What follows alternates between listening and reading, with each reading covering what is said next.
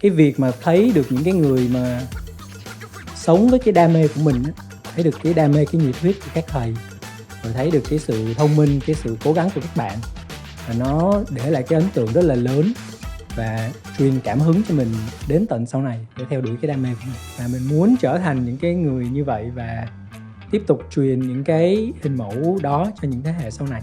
Thách thức lớn nhất là về mặt thu nhập và kinh tế. Nói chung làm toán thì khó mà giàu được. Trong 10 năm nữa mình hy vọng là mình sẽ xây dựng được một cái Pima School và một cái Pima Lab. Pima School thì để làm giáo dục và đào tạo, còn Pima Lab thì có thể làm nghiên cứu cho các cái doanh nghiệp, là hai cái mình muốn tạo ra được cái không gian mới cho giáo dục và cái cầu nối giữa nghiên cứu và doanh nghiệp ứng dụng.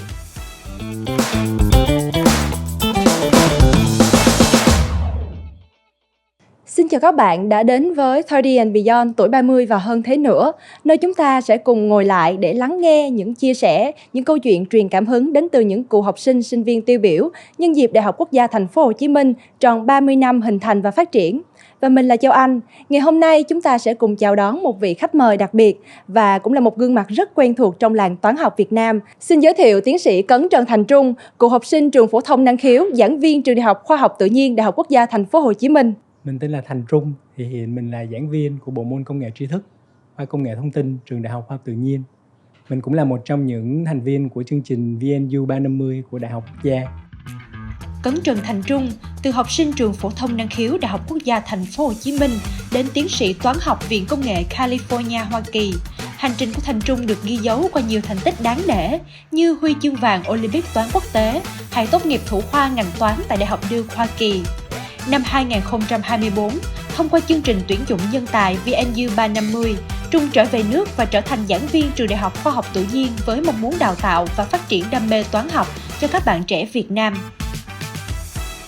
Vậy là Trung cũng đã có một thời gian học tập và gọi là theo đuổi cái chương trình học tập của mình ở bên Mỹ và cũng vừa mới quyết định trở về Việt Nam trong thời gian gần đây. Vậy thì cái hành trình trên đất Mỹ đó, khi mà nhìn lại thì Trung nhớ nhất điều gì? Và bài học lớn nhất cho Trung đến thời điểm hiện tại thì Trung nghĩ đó sẽ là bài học gì? Thì mình nghĩ là một trong những cái điều mà mình đã học được hay là mình đã phát triển được khi ở Mỹ, đó là khả năng tổ chức và khả năng lãnh đạo. Đó là những cái mà trước đây thời phổ thông mình hầu như là chưa có được biết đến, chưa có được trải nghiệm. Và sau này mình nhận ra là những cái kỹ năng mềm đó nó giúp ích rất là nhiều, kể cả cái vị trí của mình có là làm việc học thuật. Khi mà so sánh giữa môi trường học tập và làm việc ở Việt Nam so với môi trường mà ở Mỹ thì Trung nghĩ là cái sự khác biệt giữa hai môi trường này nó sẽ là gì? Thì nếu mà nói về văn hóa làm việc á, ở bên Mỹ mình cảm thấy là tương đối là chuyên nghiệp, nhưng mà nó có cái sự cá nhân hóa. Tức là mình cũng cảm nhận là nó khá là tự do học thuật.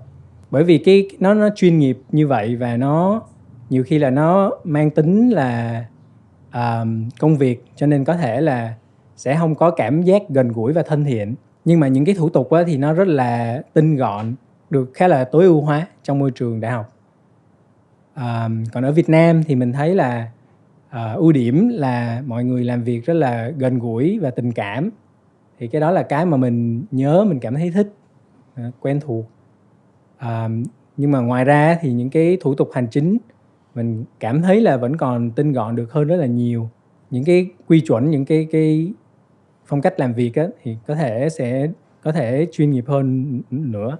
Vậy thì không biết là khi mà thời gian đầu lúc mà Trung bắt đầu cái hành trình học tập của mình tại đất Mỹ thì Trung có gặp những cái khó khăn gì hay không? Và làm thế nào để Trung đã vượt qua được những khó khăn đó và đi một hành trình rất là dài cho đến ngày hôm nay? Nếu mà nói về những cái khó khăn của những ngày đầu thì có rất là nhiều.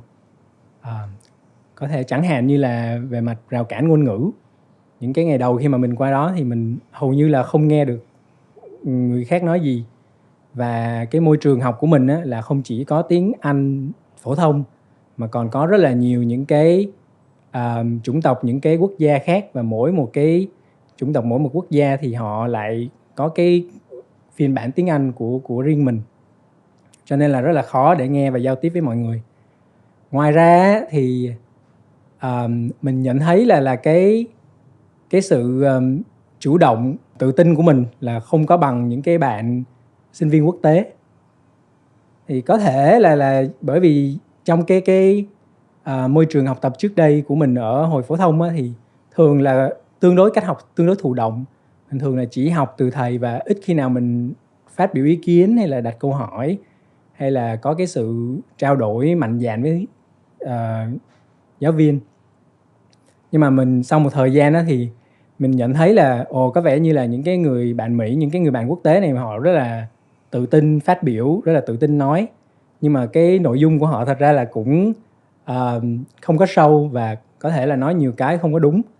Cho nên là dần dần mình thấy là mặc dù là mình phát biểu ít, mình nói ít, nhưng mà những cái mình nói rất là chất lượng, rất là đúng trọng tâm. Thì mình thấy cũng bắt đầu tự tin hơn và lúc đó mình bắt đầu cởi mở giao tiếp. Và sau một thời gian thì mình cũng tìm được những cái người bạn mới phù hợp với mình. Cái cách mà mình vượt qua được những cái khó khăn ban đầu là quan sát, học hỏi mọi người và kết theo những cái người bạn mới, học hỏi từ họ.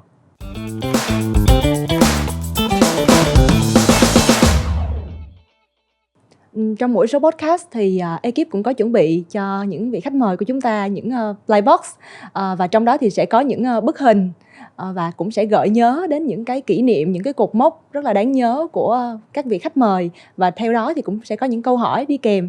Thì ngày hôm nay cũng tương tự như vậy, chúng ta có 4 playbox ở đây và chắc là xin mời Thành Trung, chúng ta sẽ cùng đi qua từng playbox để cùng xem thử coi là ekip đã có những cái hình ảnh bất ngờ nào dành cho Trung ngày hôm nay. Chắc là Trung sẽ chọn một cái playbox để mở đầu tiên ha. Hy vọng là không phải prank.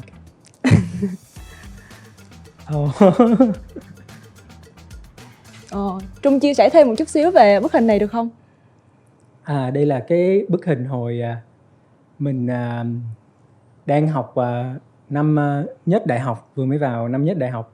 Thì cái hồi đó thì cũng khá là cực, bởi vì đó là cái năm mà mình gọi là gap year và mình chuẩn bị hồ sơ đi du học. Mà tại vì cũng rất là trễ, lúc đầu mình không có ý định đi du học, cho nên là bản thân mình phải chuẩn bị hết mọi thứ, phải tự học tiếng Anh rồi tự làm hồ sơ tất cả mọi thứ.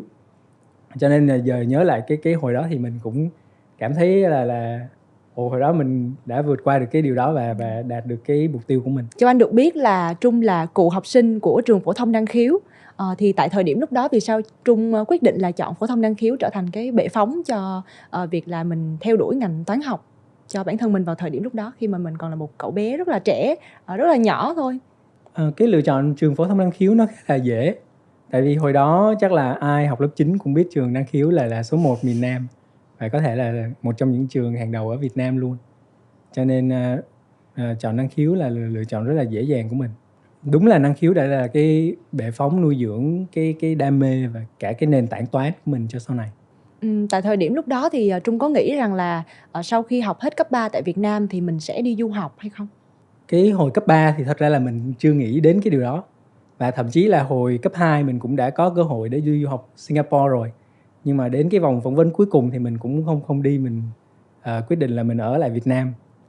Nhưng mà có thể là cái kỳ thi Olympic toán quốc tế là cái lần đầu tiên mà mình đi xa nhà trong một thời gian dài và được đi đến những cái vùng đất khác, những vùng đất mới. Và sau khi thi về thì mình có cảm giác như là mình, tức là cái thế giới của mình nó vẫn rất là nhỏ bé và mình muốn khám phá những cái ngoài kia. Cho nên là, và các thầy cũng tư vấn là nếu mà em có giải quốc tế rồi thì cứ apply đi, kiểu gì cũng sẽ được học bổng. Nói chung là nó không phải là 100% đâu, nhưng mà mình somehow là mình tin mấy thầy và apply và được.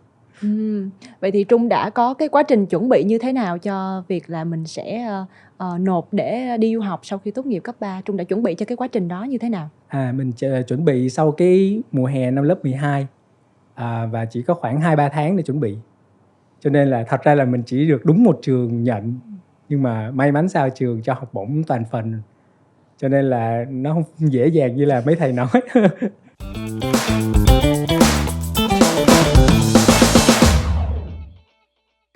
Chắc là xin mời Trung sẽ cùng đến với hộp Playbox tiếp theo để chúng ta cùng khám phá thêm cái hành trình của Trung trong thời gian sắp tới, hoặc là những hành trình đã qua của Trung như thế nào ha.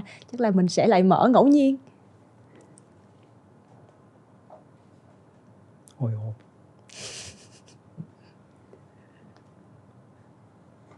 Mình còn nhớ luôn cả cái ai là người chụp cái hình này luôn. Đó là chị Châu. Có thể thấy là đây là một tấm hình Trung chụp tại trước Đại học Quốc gia đúng không? Vậy thì không biết là khi mà Trung quay trở về nước và chọn Đại học Quốc gia Thành phố Hồ Chí Minh là nơi để theo đuổi và xây dựng cái sự nghiệp của mình trong nước thì có cái lý do nào phía sau khiến cho Trung chọn Đại học Quốc gia Thành phố Hồ Chí Minh là điểm đến của mình hay không? Cái lý do lớn nhất là mình cảm thấy là Đại học Quốc gia, Đại học Khoa học Tự nhiên là nó có những cái mục tiêu rất là giống mục tiêu của mình. Có cùng mục tiêu là cái điều quan trọng nhất để đi được cái đường dài. Và lý do thứ hai là mình rất là muốn làm việc, rất là muốn hướng dẫn, giảng dạy cho các bạn sinh viên của trường Đại học Khoa học Tự nhiên. Bản thân mình là cũng đã từng làm việc với rất là nhiều những em sinh viên tài năng. Châu Anh được biết là hiện tại thì Trung đang là một nhà khoa học trẻ tham gia vào đề án VNU 350. Trung có thể chia sẻ thêm về việc là đề án VNU 350 này đã có những cái hỗ trợ và tạo điều kiện như thế nào cho các nhà khoa học trẻ khi họ quyết định là chọn phát triển tại Việt Nam hay không? Chương trình VNU 350 này mình thấy rất là hay.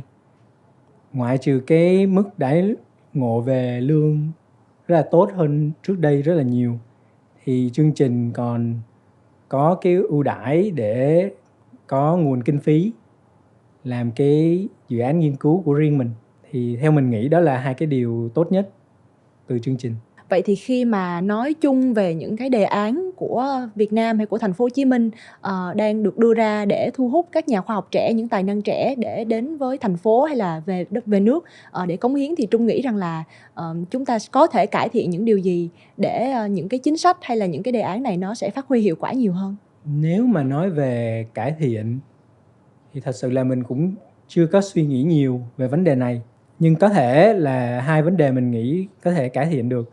Một là những cái chương trình tạm gọi là thu hút nhân tài đi, thì có thể có một cái quy chế đặc biệt nào đó làm cho những cái thủ tục hành chính nó tinh gọn hơn. Điều thứ hai á, là có thể là cái điều họ mong muốn cũng không hẳn là một cái sự hỗ trợ về vật chất, mặc dù nó cũng quan trọng, nhưng mà có thể là không cần quá nhiều. Nhưng mà nếu như có một cái sự tự do và tự chủ trong cái công việc của mình thì sẽ là một điều rất là hay. Và thật sự thì mình vẫn cảm nhận được là theo cái chương trình VNU 350 và trong cái quá trình mà chỉ vài tháng công tác ở bộ môn thôi, thì mình cũng cảm nhận được cái sự tự do không có gò bó đó. Không biết là hiện tại cái hướng mà Trung đang theo đuổi và tập trung vào nghiên cứu nó là ở lĩnh vực nào ha? Trong toán học. Cái lĩnh vực mà mình đang theo đuổi là lý thuyết toán cho những cái mô hình học sâu. Chẳng hạn như là Transformer, đó là cái dự án mà mình đang làm. Ngoài ra khi làm trong cái dự án này thì mình sẽ làm tiếp một cái dự án về lý thuyết toán cho công nghệ mật mã. Thì nó vẫn là những cái bài toán lý thuyết, nhưng mà cái nguồn gốc xuất xứ của nó là những cái bài toán ở trong những cái công nghệ rất là nhiều ứng dụng và có thể nói là state of the art tại thời điểm hiện tại. Vậy thì hiện tại Trung có thể chia sẻ cho các khán giả ở đây được biết một trong những cái dự án mà Trung có đang tham gia tại Đại học Quốc gia Thành phố Hồ Chí Minh hay không trong đề án VNU 350? Chẳng hạn như cái bài toán về lý thuyết toán cho mô hình Transformer thì mọi người cũng có thể tạm hiểu là một mô hình Transformer là nó sẽ lấy một cái câu trong đó có những cái chữ, và từ những cái chữ đã có sẵn nó sẽ sinh ra cái chữ tiếp theo, và sau đó nó lại lấy cái câu mà sau khi đã sinh ra chữ tiếp theo lại sinh ra những cái chữ tiếp theo nữa. Thì một cái quá trình như vậy mình cũng có thể xem những cái chữ, mỗi một chữ là một cái điểm, hay là với ngôn ngữ toán học nó là một cái vector. Thì nếu mà mình xem tất cả các chữ là một cái tập hợp á, thì ở đây mình đang có một cái tập hợp những cái vector, và cái cách mà mình sản sinh ra cái chữ tiếp theo là nó sẽ dựa vào những cái chữ đằng trước, cũng như là cái sự liên kết mà người ta hay gọi là cái ngữ cảnh của những cái chữ đằng trước với nhau. Thì nếu mà mình hiểu nó theo cái ngôn ngữ toán học, tức là mình có một nhóm những cái vector và nó có một cái liên kết, nó có một cái ngữ cảnh nào đó với nhau để nó sinh ra những cái vector tiếp theo. Thì một cái quá trình như vậy trong toán học gọi là một cái quá trình động lực học. Và như vậy là những cái kết quả của mô hình Transformer mà ứng dụng trong những cái mô hình ngôn ngữ tạo sinh á, mình cũng có thể diễn giải nó dưới kết quả toán học và chứng minh nó một cách tường minh. Cho Anh cũng đã từng đọc ở đâu đó về cái này rồi, nhưng mà chắc là cho anh xin phép hỏi thêm một chút xíu đi. Nó có phải là cái công nghệ nền tảng của các gọi là các ngôn ngữ mà ví dụ như ChatGPT hay là Gemini hiện tại không? Thì chắc là Transformer là đúng là cái mà được nhiều người dùng nhất và hiệu quả nhất hiện nay. Ra đó là cái cách mà chúng ta đang giao tiếp với các ngôn ngữ máy và gọi là đứng đằng sau những cái gọi là những trợ lý ảo rất là quen thuộc với mỗi người Việt Nam hiện nay, hay là các bạn trẻ hiện nay ai cũng có một trợ lý ảo. Vậy thì chắc là xin phép mời Trung, chúng ta sẽ cùng đến với Playbox tiếp theo ha.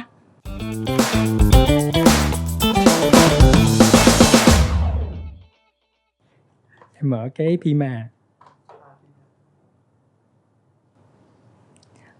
Không biết đó là hình ảnh gì ha Trung? Trung có thể chia sẻ cho các khán giả được biết hay không?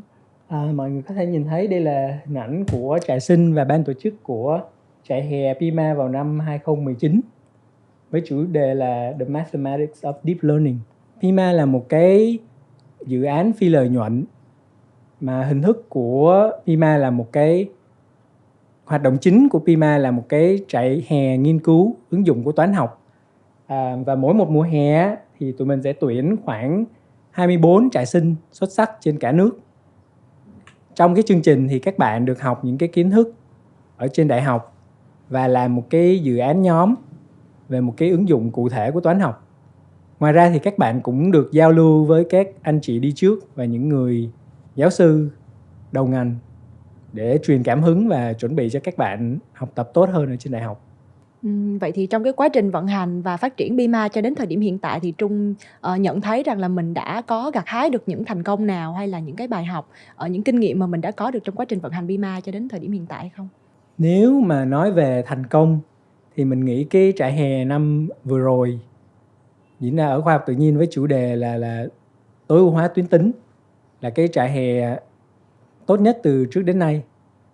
Và cái điều mình nghĩ là thành công lớn nhất là bọn mình đã cải thiện và hoàn thiện được trại hè qua từng năm. Và để nó phát triển đến một mức độ mình cảm giác là đã đạt được đến cái mức độ hay gọi là world class.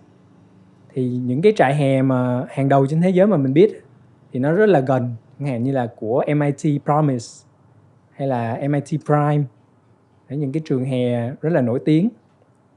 Có thể là cần thêm một chút nữa thôi là nó sẽ đạt được đến cái mức độ đó. Vậy thì trong cái quá trình mà mình xây dựng và phát triển Pima thì cũng đã mang đến cho Trung những cơ hội được tiếp xúc với các bạn trẻ Việt Nam. Thì Trung nhìn thấy các bạn trẻ Việt Nam ngày nay khi mà các bạn theo đuổi những ngành liên quan tới công nghệ hay là khoa học thì Trung đánh giá như thế nào về tiềm năng của các bạn cũng như là lĩnh vực khoa học công nghệ nói chung tại Việt Nam hiện nay? Mình nghĩ các bạn có tiềm năng rất là lớn. Đặc biệt là với Việt Nam là một đất nước có truyền thống yêu toán học. Và toán học nó là cái nền tảng đằng sau những cái công nghệ hiện đại, những cái phát minh tiên tiến nhất hiện nay. Cho nên là những cái bạn mà có nền tảng toán tốt thì sẽ học những cái công nghệ đó rất là tốt và hiểu được cái bản chất đằng sau. Cho nên mình nghĩ đó là cái hướng rất là đáng để đầu tư, rất là đáng để phát triển và có tiềm năng phát triển hơn nữa. Còn những cái bạn trẻ mà mình tiếp xúc qua những cái trại hè Pima thì mình cũng cảm nhận được là cái sự thay đổi của giới trẻ bây giờ. Bây giờ các bạn là cởi mở hơn bọn mình ngày trước rất là nhiều. Các bạn có thể phát biểu được cảm nghĩ rất là lưu loát và vẫn sống rất là tình cảm. Thì mình nghĩ đó là một cái thay đổi tích cực và mình rất là vui khi mà có cơ hội làm việc chung với các bạn. Vậy thì khi mà nhắc về giáo dục STEM hiện nay tại Việt Nam thì cái lĩnh vực này cũng đang rất là được quan tâm và nó cũng có sự chuyển đổi dần trong các trường học. Thì Trung nghĩ rằng là cái giáo dục STEM của Việt Nam tại thời điểm hiện tại cũng như trong tương lai thì Trung nghĩ là nó sẽ phát triển theo chiều hướng như thế nào, và nó sẽ cần đầu tư thêm những điều gì nữa để nó đáp ứng được cái yêu cầu phát triển của đất nước hiện nay, cũng như là tạo một môi trường thuận lợi hơn cho các bạn trẻ Việt Nam để các bạn được gọi là phát triển những cái kiến thức của mình ở trong lĩnh vực khoa học công nghệ, hay là cụ thể là toán học. Thật ra là cái này cũng là một cái mà mình nghiên cứu hiện nay á, hay là một lúc trước á, thì cái STEM education mà cho cái cấp lớn hơn một tí thì nó là nhiều người là đánh đồng nó với việc lập trình. Mình cũng không có chắc lắm là tại sao cái từ đó nó lại có những cái nghĩa và hiểu khác nhau ở những cái cấp học khác nhau như vậy. Nhưng mà theo mình á, là STEM education là trước đây đã có rồi, chẳng qua là bây giờ họ cập nhật mới những cái thiết bị mới và những cái ngôn ngữ lập trình mới, cũng như là sẽ có cái sự giao thoa giữa các bộ môn với nhau, hay là đưa những cái công nghệ mới vào trong cái việc giảng dạy. Rất là nhiều người không có để ý cái chữ M ở trong STEM là cái mà theo mình là nền tảng của tất cả những cái chữ cái khác, và là cái ít thay đổi và được xây dựng phát triển từ lâu nhất. Chẳng hạn toán học là hơn 2.000 năm tuổi, nhưng mà khoa học máy tính, lập trình á, chắc là độ khoảng 50 năm, 40 năm đổ lại đây thôi. Cho nên là toán học nó vẫn rất là quan trọng. Và cái giáo dục toán phát triển nó sẽ đảm bảo là cái phiên bản mới của giáo dục STEM này nó vẫn sẽ được phát triển đúng hướng. Châu Anh cũng đang rất là tò mò về một cái, khi mà nhắc đến giáo dục STEM thì trong cái quá trình học đại học thì chúng ta cũng có những cái chương trình của doanh nghiệp và của nhà trường để ưu tiên cho các bạn nữ, phái nữ học và phát triển trong ngành STEM, ví dụ những cái giải như là Women in STEM chẳng hạn. Thì Trung nhìn thấy rằng là cái việc mà những cái cơ chế chính sách này tại Mỹ nó như thế nào, và nó đã có cái điều gì để thúc đẩy cái sự phát triển, nâng cao cái sự tham gia của nữ giới trong các ngành STEM nói chung. Về cái sự khuyến khích nữ giới trong ngành STEM thì đây đã là một cái phong trào, một cái xu hướng ở Mỹ. Và không chỉ là nữ giới mà còn là những cái nhóm mà ít được trao cơ hội và ít có sự hiện diện ở trong những cái lĩnh vực STEM. Thì mình nghĩ đó là cái xu hướng rất là tốt. Bởi vì lý do này hay lý do khác, khi mà những cái cộng đồng họ không có cái sự hiện diện trong những cái lĩnh vực của xã hội thì họ sẽ không có cái người làm hình mẫu để họ theo đuổi. Thì mình phải khuyến khích cái điều đó để tạo ra cái sự cân bằng và cái sự đa dạng. Bởi vì nữ giới thì chiếm tới 50% dân số của thế giới, và những cái cộng đồng khác nhỏ hơn họ vẫn nên có cái sự hiện diện, nên có cái tiếng nói để đảm bảo cái sự cân bằng trong xã hội và trong sự phát triển. Vậy thì hiện nay việc phát triển trại hè Bima thì có đang gọi là lồng ghép hay quan tâm những cái yếu tố này trong việc phát triển trại hè của mình hay không hả Trung? Về cái yếu tố mà khuyến khích những cái bạn ít được cơ hội và ít có cái hình mẫu hơn, thì tụi mình cũng có xem xét ở trong cái quá trình tuyển sinh. Và tụi mình lúc nào cũng muốn dành cái cơ hội cho những cái bạn là ở những cái vùng sâu xa, hoặc là những cái bạn nữ mà có khả năng tốt. Nhưng mà mình nhận thấy là đến gần đây á, thì cái số lượng các bạn nữ nộp đơn tham gia và cái số lượng các bạn nữ tham gia mới thật sự là tăng lên cái mức mà nó gần cân bằng giống như là tụi mình mong muốn. Và mình cũng nhận ra được là cái con số nó cứ tăng dần.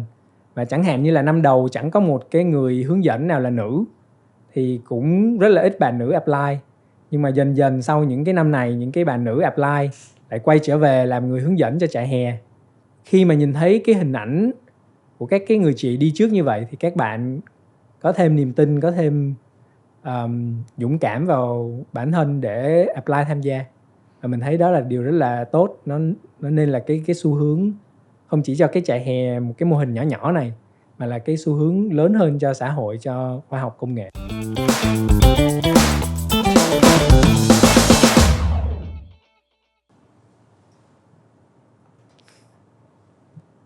Ở đây thì mọi người có thể thấy được 4 bức hình.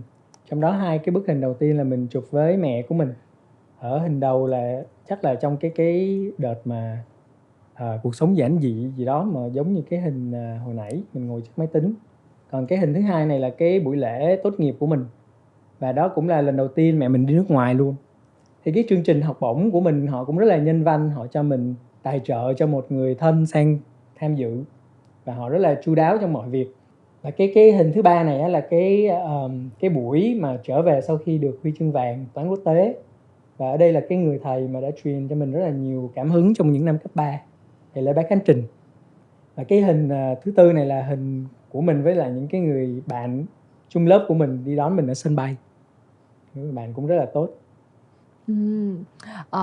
Như vậy là một bức hình gợi nhớ cho Trung về những người rất là quen thuộc, đồng hành với mình trên cái hành trình vừa qua.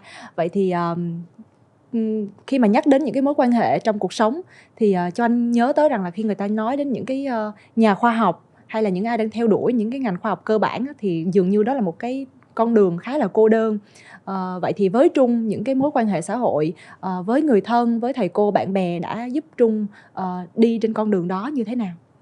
Mình nghĩ là những cái mối quan hệ đó mới thật sự là những điều mà làm cho mình cảm thấy cuộc sống có ý nghĩa. Và việc mà mình chọn cái con đường sự nghiệp hay những cái công việc, lĩnh vực của mình là cũng một phần là rất là lớn là từ những cái con người, những cái mối liên hệ của mình. Thì theo mình là mình là một cái người có cuộc sống khá là cân bằng. Tức là mình nhận thấy là không phải là lúc nào mình cũng dành hết thời gian cho cái việc học tập và nghiên cứu, mà mình còn cũng dành thời gian cho bạn bè và cũng dành thời gian với gia đình. Cho nên là cái điều đó là một trong những cái yếu tố quan trọng để mình tiếp tục theo đuổi cái mục tiêu của mình và vượt qua những cái khó khăn đến thời điểm hiện tại. Có thể thấy rằng là khi mà cái quá trình của Trung học tập tại phổ thông năng khiếu, gặp gỡ các thầy cô, bạn bè, nó cũng đã có những cái nền tảng cho mình cùng đồng hành với mình trong cái quá trình phát triển sự nghiệp sau này. Vậy thì khi mà nhắc về những người thầy, người cô đã cùng đồng hành với mình trên con đường học thuật, thì Trung nghĩ rằng là các thầy cô đã tạo động lực và truyền lửa cho mình như thế nào trên hành trình đó? Mình nghĩ những thầy cô mình gặp đã là những cái hình mẫu rất là tốt trong học tập cũng như trong cuộc sống. Và mình cảm thấy may mắn vì được học tập làm việc với những người như vậy. Và mình muốn trở thành những cái người như vậy và tiếp tục truyền những cái hình mẫu đó cho những thế hệ sau này. Vậy khi mà nói đến những vấn đề xã hội thì Trung nghĩ rằng là ví dụ như là những cái vấn đề như thế nào thì là những vấn đề mà toán học có thể tham gia vào để cùng giải quyết những cái vấn đề xã hội đó, để cho các bạn khán giả, đặc biệt là những bạn đang rất là quan tâm về toán học hay cũng đang rất là cân nhắc để theo đuổi ngành toán học, sẽ có thêm một góc nhìn gần gũi hơn giữa toán học với những vấn đề xã hội mà các bạn đang gặp phải hàng ngày. Nếu như phải nói là những vấn đề xã hội nào thì thật sự là mình cũng không phải là chuyên môn của mình. Nhưng theo mình những cái vấn đề mà ta có thể đặt ra một cái mục tiêu để tối ưu, hoặc là đặt ra một cái hàm số nào đó để dự đoán, là những vấn đề mà nó sẽ dễ để sử dụng toán hơn. Còn thật sự thì có những cái vấn đề trong xã hội nó rất là khó và nó có liên quan đến yếu tố con người nhiều, thì mình nghĩ là không phải là vấn đề nào cũng có thể mô phỏng bằng toán và giải quyết bằng toán được. Nhưng mà những cái vấn đề mà nó có ít yếu tố ý kiến cá nhân hơn, mà nó mang tính là con số, thông số và sự kiện nhiều hơn, thì toán học có thể giúp ích được dễ hơn. Cho anh cũng nhớ đến rằng là gần đây thì ví dụ như là vừa rồi khi mà kỳ thi Trung học phổ thông quốc gia vừa mới kết thúc thì cũng có những cái khảo sát liên quan đến việc là điểm số của các bạn, thì cũng có một cái bài phân tích về gọi là cái phổ điểm và nhận thấy rằng là nó có cái sự chênh lệch giữa điểm tiếng Anh giữa vùng thành thị và nông thôn. Thì cho anh cũng nhìn thấy được rằng một cái ứng dụng rất là cơ bản của toán trong việc là giúp cho chúng ta có một cái lăng kính tiếp cận đến những cái vấn đề ở tầng ngầm mà mình lâu nay thì mình chỉ dự đoán thôi, nhưng mà khi có những con số thì chúng ta sẽ nhìn thấy thấy nó một cách rõ ràng hơn.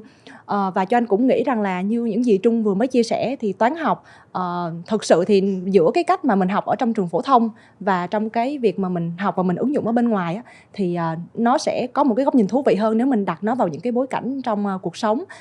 Đến đây thì cho anh cũng có một cái câu hỏi.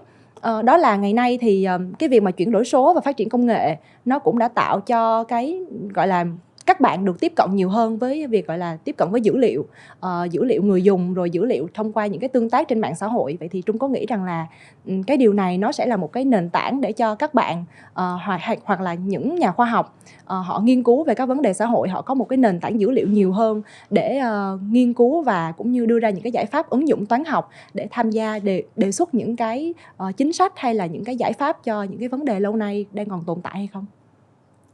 Thì cũng giống như cái ví dụ của Châu Anh là khi mà mình có công nghệ, khi mà mình có mạng internet và khi mà bắt đầu mình có dữ liệu từ những cái người dùng thì nó là một cái tín hiệu rất là tốt, bởi vì càng ngày cái thế giới nó càng kết nối với nhau hơn và càng ngày thông số của thế giới càng được lưu lại nhiều hơn.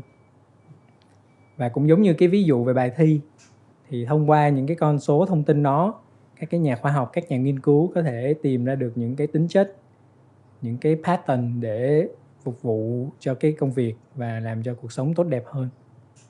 Tuy nhiên là cũng có cái mặt nguy hiểm, chẳng hạn như là cũng sẽ có những người sử dụng những cái dữ liệu đó để phục vụ vào những cái mục đích không tốt, hoặc là muốn tạo ra lợi nhuận cho bản thân, hay là thậm chí là bây giờ còn có những cái mối nguy hại mới trong cái môi trường mạng. Thì theo mình là nó vẫn là cái xu hướng phát triển, và nó đòi hỏi cái giáo dục và đào tạo của mình phải theo kịp, phải trang bị cho các bạn trẻ những cái kiến thức và kỹ năng mới. Kể cả những cái nhà khoa học cũng vậy, kỹ năng xử lý dữ liệu, kỹ năng bảo vệ bản thân trên không gian mạng, đó là những bảo vệ thông tin của bản thân. Thì đó là những cái điều mà chúng ta phải thay đổi để theo cái sự thay đổi về chuyển đổi số đó. Như vậy thì có thể nói rằng là với những cơ hội mới thì cũng đi kèm với những thử thách mới và thách thức mới. Và như vậy thì đối với giáo dục về công nghệ hay là giáo dục cụ thể ví dụ như về toán học thì cũng sẽ cần có những cái sự thay đổi và chuyển mình để phù hợp hơn với bối cảnh hiện tại, những bài toán mới đi cùng với cái sự phát triển đó. Cho anh cũng rất là thắc mắc, hồi nãy Trung có chia sẻ rằng là mình cũng là một người rất là cân bằng. Vậy thì trong cái quá trình mà mình học tập, làm việc, có bao giờ mà Trung cảm thấy rất là căng thẳng, và những lúc như vậy thì Trung làm cách nào để giải tỏa những cái áp lực của mình? Thường khi những lúc căng thẳng hoặc là bế tắc trong nghiên cứu thì cái cách mà mình chọn là đi vận động, đi chơi thể thao. Chẳng hạn như là hồi học tiến sĩ mình có học chơi tennis. Mỗi khi mà mình bị căng thẳng khi mà làm nghiên cứu á, thì mình lại ra và mình đánh vào cái quả bóng tennis. Thì lúc đó mình chỉ cần phải tập trung vào đúng một việc là cứ đánh cái quả bóng đó qua bên kia thôi.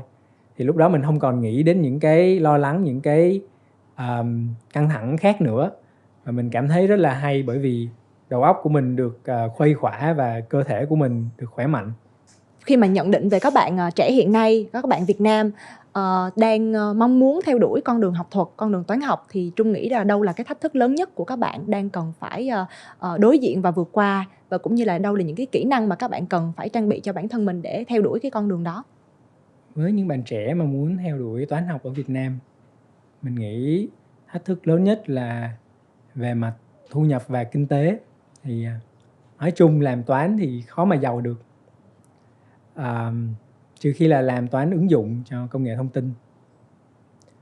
Và những cái khó khăn khác, chẳng hạn như là thiếu kinh phí cho nghiên cứu, hay là thiếu những cái cơ hội để phát triển những cái kỹ năng mềm khác thông qua cái việc học toán, làm toán. Thì theo mình, để chuẩn bị những cái kỹ năng cho cái việc theo đuổi toán học, thì mỗi một cái môn học, mỗi một cái lĩnh vực nó có thể có những cái đặc thù riêng. Nhưng mà theo mình á, một cái cuộc sống cân bằng, một cái bộ kỹ năng rất là cân bằng thì cũng sẽ dễ cho mình thích nghi với những cái sự thay đổi. Mà bây giờ thì sự thay đổi là nó đến rất là liên tục, và khó mà đoán trước được sẽ có những cái sự thay đổi gì. Cho nên là bên cạnh cái việc học chuyên môn, học toán, làm nghiên cứu, các bạn hãy cải thiện thêm những cái kỹ năng như là giao tiếp, như là thuyết trình, như là tạo ra các cái mối quan hệ mà có thể có lợi cho mình về sau này. Thì với một cái bộ kỹ năng mềm tốt thì các bạn có thể theo đuổi được toán học và có được những cái cơ hội phát triển cũng như nghề nghiệp tốt. Vậy thì khi nhìn về tương lai khoảng trong vòng 10 năm nữa thì Trung có đặt mục tiêu gì cho cá nhân mình trong việc là phát triển bản thân và phát triển sự nghiệp của mình hay không? Trong 10 năm nữa mình hy vọng là mình sẽ xây dựng được một cái Pima School và một cái Pima Lab. Pima School thì để làm giáo dục và đào tạo, còn Pima Lab thì có thể làm nghiên cứu cho các cái doanh nghiệp. Mình nghĩ là vẫn còn rất là nhiều không gian để mình khám phá trong cái việc giáo dục và đào tạo. Và ở Việt Nam á, thì mình nhận thấy là doanh nghiệp đầu tư và ứng dụng nghiên cứu để tạo ra những cái sản phẩm cho mình vẫn còn hạn chế. Và mình nghĩ là hai cái Pima School và Pima Lab là hai cái mình muốn tạo ra được cái không gian mới cho giáo dục và cái cầu nối giữa nghiên cứu và doanh nghiệp ứng dụng. Và còn một điều nữa thì nếu mà để gửi gắm đến những nhà khoa học trẻ hoặc là những bạn đang học tập tại nước ngoài và cũng đang rất là băn khoăn, trăn trở về việc là liệu có nên trở về Việt Nam hay không, thì Trung nghĩ rằng là mình có thể chia sẻ gì cho các bạn từ góc độ một người đã có thời gian trở về Việt Nam và cũng đang bắt đầu hành trình mới tại quê hương của mình.